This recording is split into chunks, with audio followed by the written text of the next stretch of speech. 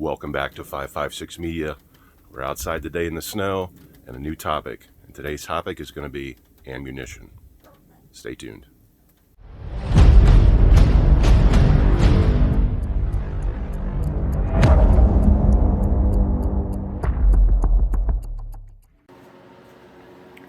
Welcome back to 556 Media. Of course, we're back out here in the shop. And as you saw in a recent video, or will see, a couple days ago, I just got in 1,400 rounds of Remington 22 golden bullets. It's a bucket of bullets is what they call it. So it's 1,400 rounds of 22 long rifle. What I got today was 1,000 rounds of 9mm. These are 115 grain Magtechs. They are basically used for target shooting. What you see here is only about 600 rounds, so there is another ammo box at least full of these. And what I do is, over the years, I've acquired ammunition because I've done a lot of shooting over 30 plus years, but I acquire ammunition that I use for both short and long-term storage, and I prefer using these types of ammo cans, whether they're the military types, which are made of metal, or these plastic, more modern types, but they have a seal. And then of course you have these factory, basically like a paint bucket. I don't really prefer to keep ammunition in these. However, this is still factory sealed. I'm not going to break that seal. I will leave these 1,400 rounds of 22 in this factory paint bucket for now. But anyway, these are two types of storage containers that I use. I will throw up a couple pictures of some of my long and short-term ammo storage containers, and we'll get into that.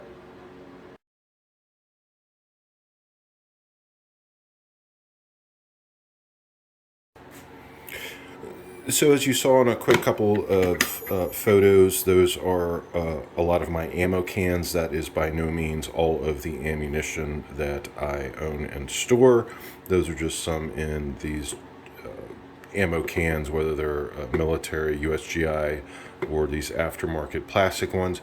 But you will notice they do have a seal, a rubber seal, which helps prevent moisture from getting in. They are made of plastic, so they do not degrade as quickly as the metal ones, the aluminum, the GI types. They do have a locking lid that provides a positive seal on the ammo cans. They are easy to open.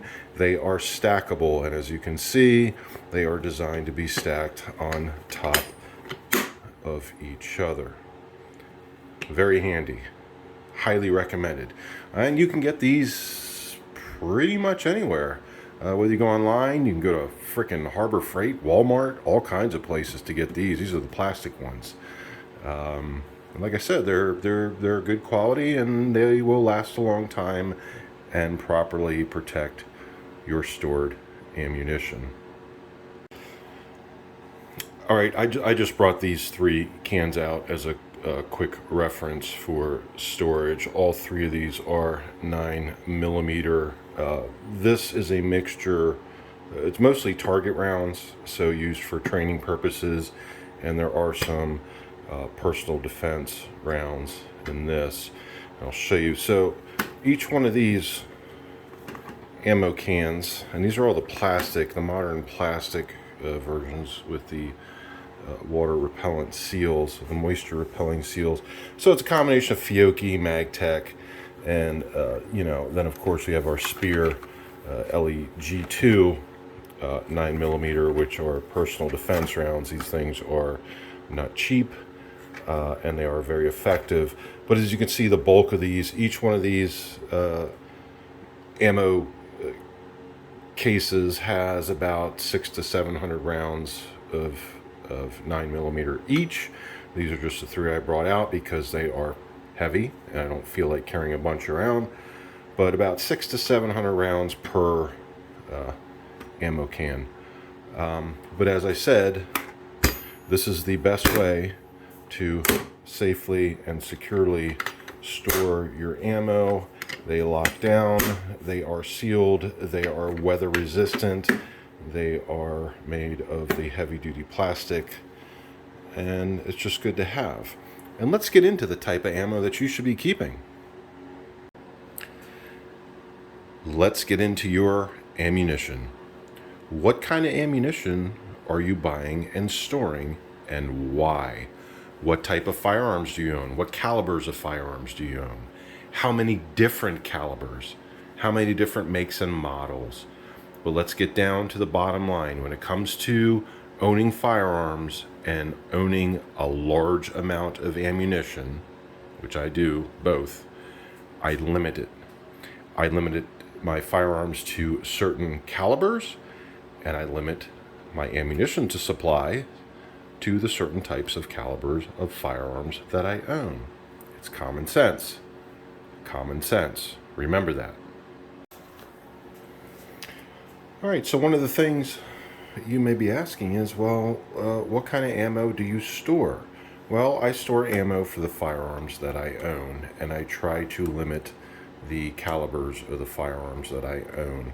And that is because if you get too complicated, if you start to go outside the box too much and start getting all these weird calibers, then you're going to have to keep up and keep paying for and finding all of these weird calibers and storing them, using them not just for training, hunting, and personal defense. So if you want to have a ton of different firearms and a ton of different calibers, you're going to pay for it, and it's not going to be easy, because you're going to have to store all the different firearms, find all the different calibers of ammunition, purchase them, and store them too. Use them for training, use them for hunting, use them for personal protection. Common sense says, limit it. Limit it, and that's what I do. All right, so I've already showed you a few of ammo cans of 9mm. This one is 223, and that's a 50 cal military ammo can. Again, has the seal. They're nice for long-term storage. These are basically, well, this case in particular, I just opened it. These are training rounds. These are 223 Remington, and I have some more 223 Hornady Remington. These are Zombie just in case max round. This is a stupid marketing thing, but these are higher quality 223 Remington rounds versus these old Black Hills ammunition training rounds. But this is just an example of one of the many cases of 223 that I have on hand. And let's talk about 223 and this other ammo a little bit more. All right, so as I said, I try to limit the firearms, the calibers, to a certain number, so I don't have to concentrate so much on acquiring so many different types of calibers of ammunition, but know those that are that work and that are easy to obtain. So a lot of people say, well, we'll just get NATO calibers, 9mm, 5.56, things like that. Well, I kind of agree with that, and then I don't. But in this case, as far as the 5.56 NATO, all of my AR platform rifles and their similar platforms are all 5.56. 5.56mm, 5.56 NATO. The reason why is you can shoot 5.56 and 223 through the same rifle. These are all 223 Remington rounds, which can be fired through a 5.56mm, 5.56 NATO AR platform. I also have a shit ton of 5.56 ammo. Actually, I have more 5.56 than I do 223.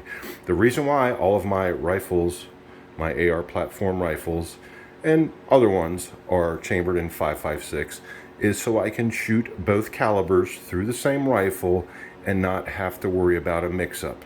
Because if you start going and trying to shoot a lot of 5.56 through a 223 Remington, you're going to end up with problems. Probably your gun's going to go boom at some point, because the 5.56 is a slightly different measured round, but higher pressure, and it could cause your 223 to go boom. You can fire all the 223 you want out of a 5.56, but not the other way around.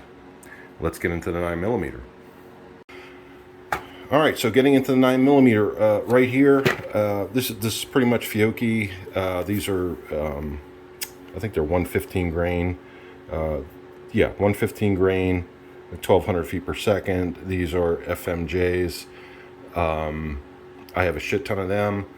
I also have I showed you before, there's a shit ton of MagTech. I just got 1,000 rounds of the MagTech 115 grain FMJs in yesterday. No, today. Today they came in. But what I do is, these 115 grains Full Metal Jacket, these are basically training rounds. Yes, they can be used for self-defense rounds too, of course, but I have them for range purposes. What I do have for personal protection of myself and others is the Spear LE G2, the Gold Dot next generation law enforcement duty ammunition. Between myself and my wife, we have plenty of boxes of these. Yes, they are a lot more expensive than the Fiocchi or MagTech 115 grain training rounds, or general purpose rounds as I would like to call them, because they can all be used for self-defense, but it's cheaper to shoot these lower priced rounds at the range than the more expensive professionally made personal defense rounds when you go shooting at pieces of paper or glass bottles or logs. So keep that in mind when you're buying ammo. Anyway, I'll keep this long story short. My personal preferences, I know I've done a video or two about it before for personal and home defense. 9mm 5.56 for the rifle platform and 12 gauge for the shotgun. So I have tons of ammunition to meet the many firearms that I have in those calibers, and I maintain those. As far as anything else, I do have 45. I do have 40 caliber 10mm short, for those of you that don't know. And of course, 22 long rifle. 22 long rifle, as you saw, very cheap, very plentiful, great for training, target shooting, small game hunting, things like that. No, I'm not a hunter anymore, but that is good for that. But I stick to 3 main calibers for home defense, personal protection, everyday carry, and that is the 9mm, the 5.56, and the 12 gauge. And I keep plenty of ammunition for both training and personal protection in my inventory. So anyway, that's it. That's an overall of ammunition, what you should buy, and it depends on what you own. Don't go overboard. Don't be buying guns that takes ammo that you can't find and afford.